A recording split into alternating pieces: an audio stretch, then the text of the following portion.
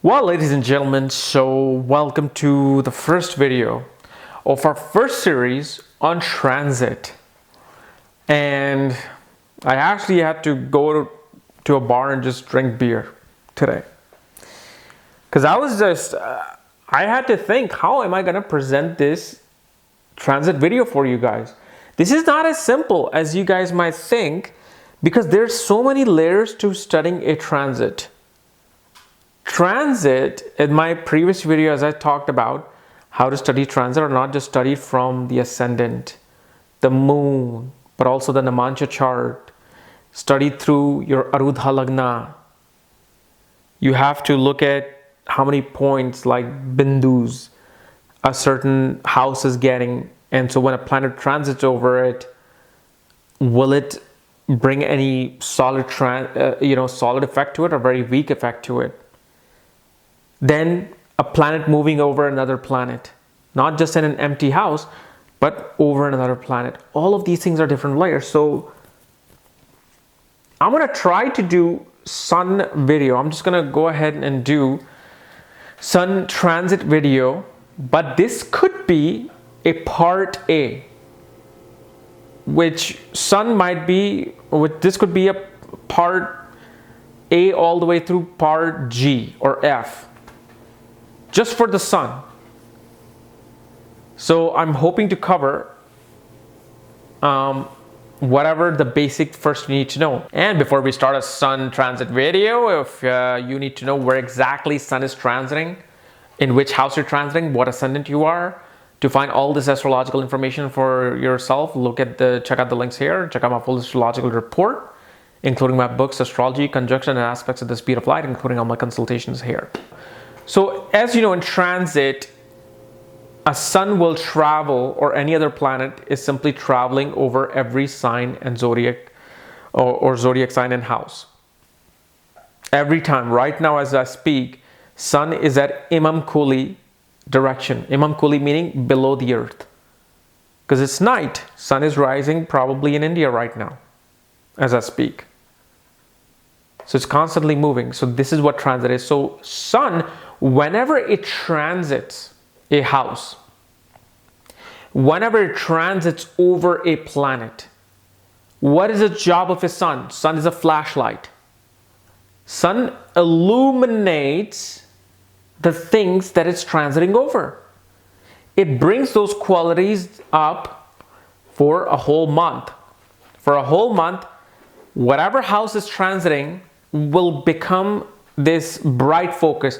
It's not your focus. Your focus might be building your car for the last 3 months that you're doing, okay? But sun, because it's illuminating this other house, your attention is going to that house. So what does this mean? Let's say if sun is transiting over your first house. So let's say right now it's August 16th or 17th. I don't even know days anymore. So I guess it's just entered Leo. So if you're a Leo ascendant, and so sun's ascendant meaning your rising sign. So if sun is transiting over your first house, what is it doing? It's illuminating you. It's telling you to pay more attention to yourself, to your health, to your well-being. How do you put yourself out there? How do you dress? So people who are in this birth month or birth ascendant, and sun is over their ascendant transiting, it shows that a person is going to be forced to look at themselves while they're working on their car in the garage, because that's where their focus is, with the Mahadashas, with the ascendant Lord, with whatever is happening, their life focus is there. But because sun is now in the first house, they look. All right, okay. All right, maybe I need to join a gym. Maybe I should buy new clothes. Oh my God, I need to get a haircut now. I need to get a facial done. Notice this about don't just take my word on it, study it now. So let's say if you're a Virgo ascendant, next month on August 15th or 14th, sun is going to enter in Virgo. If you're a Virgo ascendant, look for that month. What is happening? What are you doing naturally? Are you like, buying some equipment to exercise and, to get healthy, changing your diet?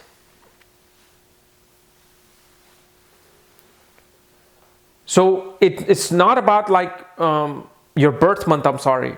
Like, it's not like your birthday, your ascendant. So if you're Virgo ascendant, then Sun is going to be illuminating that part, because first house is us, our health, our body, our ego. In this month, whenever Sun travels over our ascendant, we feel a bit more confident. We feel a bit more like, wow, we need to be recognized here. I want to be recognized in my office. Naturally, those rays of Sun are doing things in up here. So that's what Sun does. Whenever it travels, it will illuminate it. Now, like I said, this could be like a 10 video process, because if Sun is ruling a certain house in your horoscope, it's going to drive those things from that house and bring it on the ascendant and make that the anchor point as well, which I'm going to discuss later. But remember, with every house Sun travels over, he's going to keep illuminating those things. So Sun goes into your second house. Second house represents our family values, our money, bank account, our wealth, our earnings. So now you are naturally going to be managing your finance. You're naturally going to be like, okay, how much taxes do I need to pay? What bills are left? How much debt do I have? What do I have to do to increase more wealth in my thing? Family issues will come into play. You need to buy new furniture. You need to buy a new dining table for your family. So you may have to do that.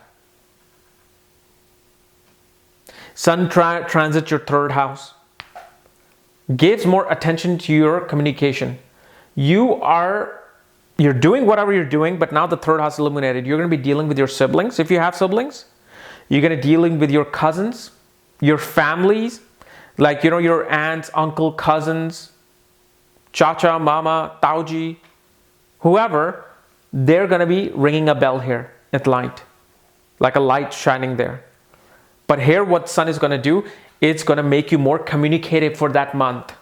So whatever your third house zodiac sign is, and when Sun is in that month of that zodiac sign, focus is going to be towards communication. Perhaps suddenly you will be like, if let's say you're a writer and you haven't written anything for 9 months, when Sun comes back to that point, you're like, you know what, let me write a blog. I haven't written a blog in a long time. Let me do some article writing. Let me write a short story. Those things will happen. If you're in sales, you're going to probably want to pay more attention to new conferences on sales techniques. How am I going to learn to sell better? You're going to be hanging out with your siblings if you have a good relationship with them. Or even if you have a bad relationship with them, some issue will happen. Let's say you don't talk to your brother. You guys butt heads. But somehow something happens where you find out your brother's in jail. Well, you're going to have to go and help him out, bail him out. So focus becomes those things. Saturn transits the fourth house. It'll give focus into the fourth house. You're going to need perhaps new plumbing, need a new furniture like I was talking about. You will be paying attention to your mother more interaction with the mother. You're going to be fixing things around the house, things that need to be fixed, things that Sun is shining a light now on your house. Things will happen. This is what you notice. You know why I know this? I have done literally 3 years of studies on just transit upon myself and the near dear ones back between 2005 and 2008. Just the most basic planet Sun transit showed me a whole world of what was happening. Even though I have thrown my chart away, I don't look at my chart. I don't even know what my daughter's chart is.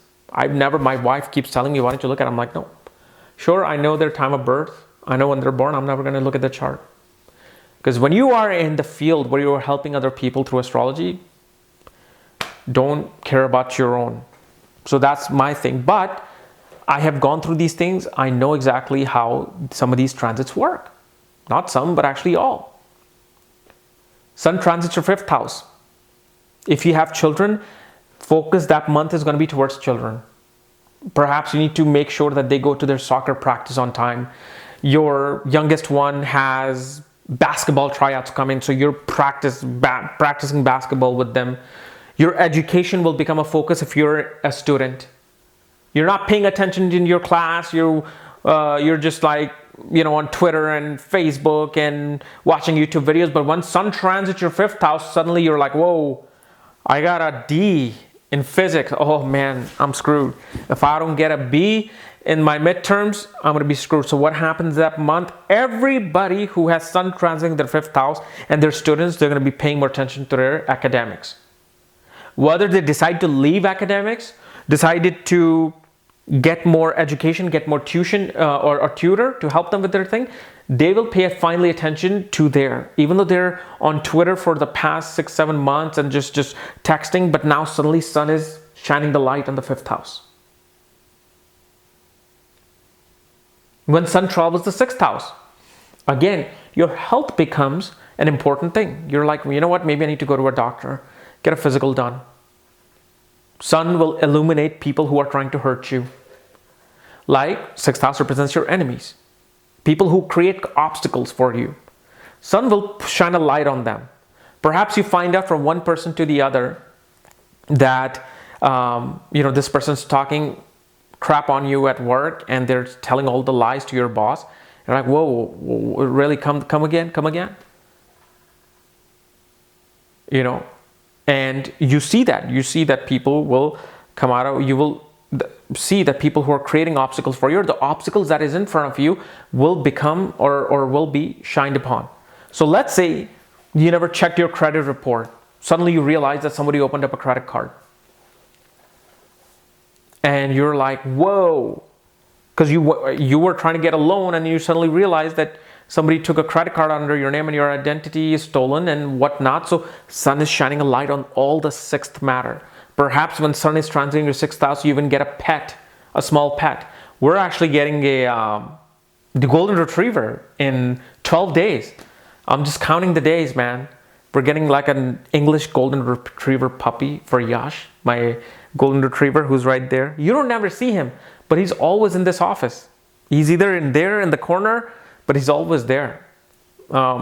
He's here. I might show you, but my camera's all like stuck in one spot. But anyway, so that's what happens. Sun transits your 7th house. Whenever it transits your 7th house, you're suddenly gonna, if you're single, you're gonna be like, you know what? I need to go back into the dating scene. I need a partnership. I need to meet other people. Whether opposite sex, same sex, doesn't matter. You want to interact with people because now Sun is shining that light, that spotlight on your 7th house. He's like, let's take care of your 7th house this month. And if you're married, issues with marriage will come up. Let's say you haven't been paying attention to your wife. You haven't taken out for a nice dinner. In that particular month, you will notice, naturally, you're forced upon to deal with those issues, perhaps because your wife is really mad. You're in the doggy house for the whole month, and you're like, whoa, what's happening? So when the month on the 7th house comes, you're like, there with flowers, man. You know what I'm saying? You got to please your queen. So that's what happens with the 7th house. Then comes the 8th house. Sun illuminates all your fears, psychological baggages. Sun here illuminates the hidden things that you did not see before or did not see in the previous year. Now you're seeing it again. Like if Sun transits your 8th house, you may find new information. And I remember when the month that Juan Paul Manley, told me about Saptarishis, and I discovered them and I just went, naturally I know, because after looking at my chart so much, I know exactly where things are transiting.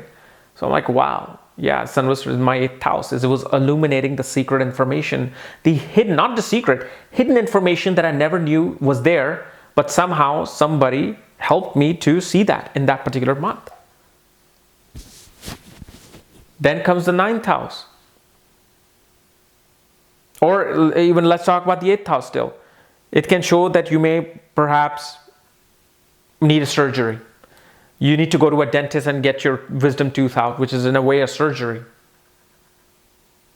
Those things can happen. Sun goes into the 9th house. Suddenly, 9th house time period is a period where you pay attention to your higher self. You pay attention to the higher consciousness. That particular month, you naturally feel more faith. Even if you're an atheist or agnostic, and probably an atheist will never admit it, but when Sun goes over their 9th house, somehow they do respect a higher entity, that source energy. They may not say the name of Jesus, Krishna, or Allah, but in that month, an atheist will be naturally having more faith in their own belief system. They will naturally be inclined towards watching some spiritual documentary, some religious documentary. Even if they hate it, they'll be more inclined towards their higher dharma. Maybe they suddenly feel like they need to do something more bigger with themselves, because 9th house represents our horizon, the widening of the horizon. In the 9th house things, you perhaps deal with your father's issues. In the 10th house, you deal with father's work issues. Your father needs help with his work. Or you come to find out, well, your father is not doing so well in his business, blah, blah, blah. You go and help your father.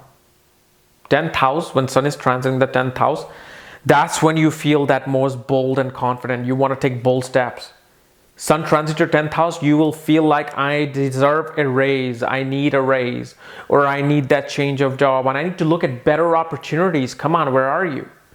In that particular month, you will notice, especially in the 10th and 5th house, actually, you will notice that Sun wants to bring new opportunities for you, because when it transits your 5th house, it is the death of the 10th house, meaning death and rebirth. Loss of jobs and gain of jobs is seen from the 5th house, not 10th house. Promotions are seen from the 10th and 7th house. So also, 7th house, because it's Bhavad Bhavam of the 10th house, represents your career as well, your business. It wants you to pay attention as to what's going on and what needs to be done in order to fix that house. Then comes the 11th house. You want to, in this time period, you will notice, naturally you will call up your friends. Hey, let's hang out. You will reach out to your networks. Hey, what's going on? In 11th house month, if I haven't spoken to Juan Paul Manley, I will call him. Say, hey, what's going on? I haven't heard from you in a long time. Come on. Actually, Juan Paul Manley is going to come too within a week or two. After a long time. He's been moving, he's been traveling, so he hasn't been over yet, but he's coming too. But 11th house also represents the month where you think about your desires. Fulfillment of desires. That's the month where Sun is wanting you to pay attention to what your kama is in this life. Kama meaning desire. Perhaps that particular month, you will pay more attention to buying that dream Ferrari and Bentley, or getting your dream house, or going to that dream vacation that you always want to. Because the desires house is becoming illuminated. Of course you're going to pay attention to it. It is science. This is not hocus pocus. This is science. A flashlight is being pulled right there to that house. You are going to pay attention to it. 11th house can, Sun on the 11th house can bring opportunities for marriage as well. Marriage proposals. Just like the 7th house. 11th house, you will see your spouse is paying more attention to your children than you. Why? Because from the 7th house, the 11th house is the 5th from 7th, meaning the children of your spouse, which are your children, but she or he is going to pay more attention in that time period to children more than other time. And you got to really, really pay attention to it. You got to know how much more attention did she pay to the children versus me. You got to observe these things without saying that to them. Constantly, I'm telling you, I sleep, I'm naturally doing astrology. I'm taking a shower, I'm doing astrology. Drinking, I'm doing astrology. I mean, this is like a constant thing. It's just this cloud over you. It probably won't go away for the next, how many lives I might be coming back to. Hopefully I don't want to. I'm done. But that's what it does. Sun goes to your 12th house. That's the time when you like to be isolated. That's the month where you feel like you want to get away. You had too much of work and you're like, I need to get away. I need to just go to the beach and read a novel. You pay more attention to your spiritual side. You want to perhaps even think about sometimes doing yoga or meditation. And you might do meditation for that 2 weeks of that month of transiting Sun in the 12th house. Then you come back to your own old self. So that's what Sun does in all of those houses. And this is just level A of this Sun. I didn't even talk about what if Sun is ruling your 3rd house and is transiting the 1st house, what it will do. You see how much longer and complicated the video is going to be. So this is why you got to understand the basics to advance. Everybody's like, oh, why don't you just make the video on Ashtavarga and then talk about how many points a planet is getting, and then when it transits over it, tell us what's going on. Come on, it doesn't happen that way. You got to learn the baby steps, at least through me. And then you will see whenever, like, let's say if I used to do a full consultation, or there's only like 1% chance that I will ever do full consultation in my future, that's when you will see all these things come alive. Where I go, like when I did full consultation, the way I started your consultation is I first looked at your nakshatra. I'm like, your ascendant nakshatra is this. This becomes your life pattern. Then I look at the ascendant. Then I look at where the ascendant lord is placed. Talk about that. Then I start from your birth nakshatra, your mahadashas. Talk about what's going on in this mahadasha, what happened in here. And one thing you also got to understand about transit, also judge transit not just from the ascendant or the moon, the basic two that we know. But if, let's say, you're a Aries ascendant and Mars is in the 4th house, make the 4th house your ascendant. Wherever your ascendant is placed, make that the ascendant and judge yogas, Raj yogas, Dhan yogas, Arishta yogas, or transits from there as well. Then you'll see the beauty of transits. You see how much information I'm getting while I'm telling you guys this, because I just realized, I'm like, man, I need a drink just to tell you guys a little bit of this. So anyway, guys, if you're new to my channel, subscribe below. Again, if you want to know where your sun is placed, where it's transiting, what other planets are out there, all your astrological information, for that, check out the links here. Check out my full astrological report, including my books, Astrology, Conjunction, and Aspects of the Speed of Light, including all my consultations at this link here. Otherwise, we'll see you next week with a different planet through houses, or maybe the part B of this sun transit. Okay? Bye-bye.